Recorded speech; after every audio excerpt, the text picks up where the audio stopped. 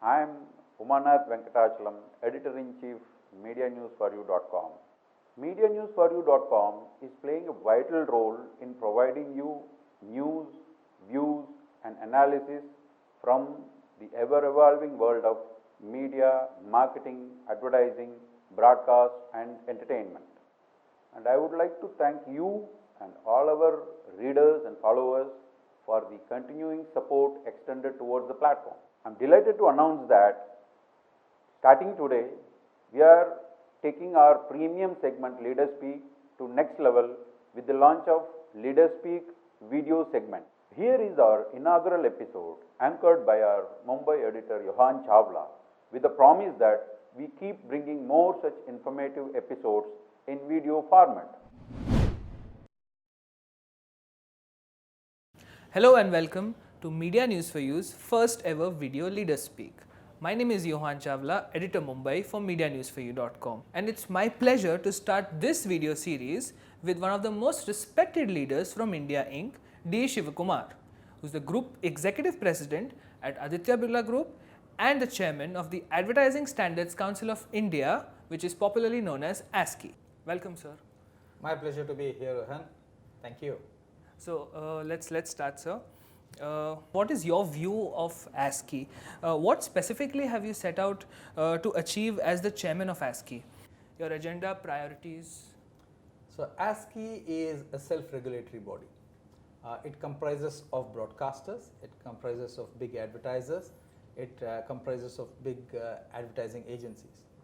The whole point being, if we set our house in order, then we do not need either interference from any other body or mandates from any other body. So this body works on self-regulation. My own objective was, number one, to increase the awareness of ASCI amongst the ordinary public. And I think we've come a long way in that, thanks to the Ministry of Information and Broadcasting. The second was to increase the membership base.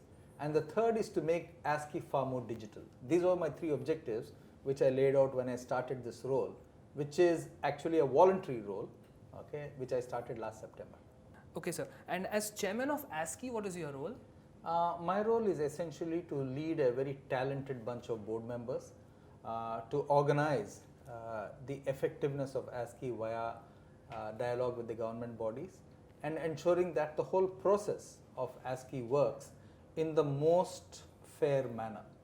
How do you manage your responsibilities at ASCI along with your full-time role at the Aditya Birla Group? Okay, so ASCI is a voluntary role, and we have a very good board in ASCI, and I rely a lot on them to give me the background of what's happened over the last 5-10 years. They're outstanding people. I also have a very good secretariat. There's Vinod, there is Shweta, and there's Hilda.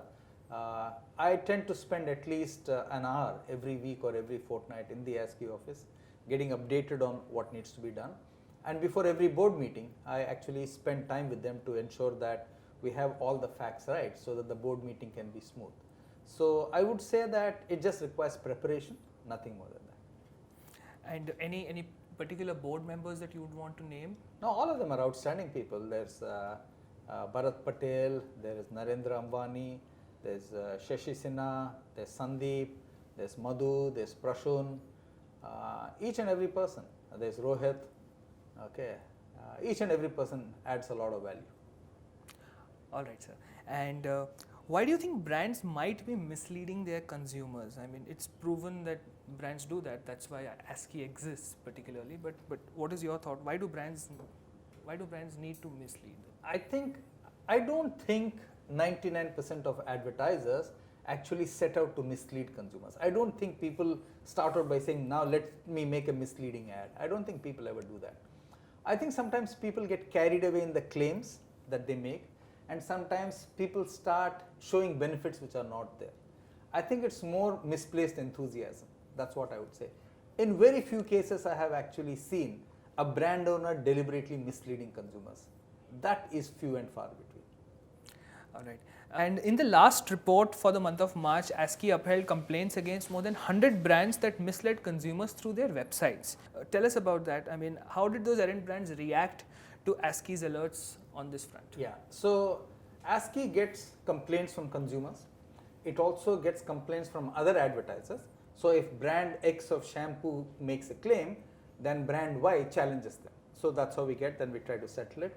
And we also get a lot of work done through the suo moto, which we started in 2012. So if we have 100 brands who have been pulled up or said, hey, you need to correct something, our own experience is that about 90 of them comply. And ASCI also has a mechanism by which if you disagree with ASCI, you can go to court. That option is always available. And so the other 10% might go to court, settle it, and then move on. So that's how we do it. And by and large, I remember last year when I took over, people said ASCI does not have teeth, this, that, etc. But when I actually see the progress we've made, I think we made enormous progress. And there will always be differences of opinion between advertisers, but our job is not to take sides as much as to resolve it in the code of ASCI.